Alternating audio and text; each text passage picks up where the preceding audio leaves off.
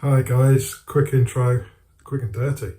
Basically, this video is for all you Chewbacca builders out there, and this is for reference purposes. And hopefully, I'm thinking maybe one day somebody will be able to scan this in for 3D printing. But yeah, this was taken from a recent auction, and I've used After Effects to cut out Chewbacca's head, and you'll see it floating around, but you can pause it anytime and you can use it for reference for sculpt. Anyway, hope you enjoy this one, and let's crack on with the video.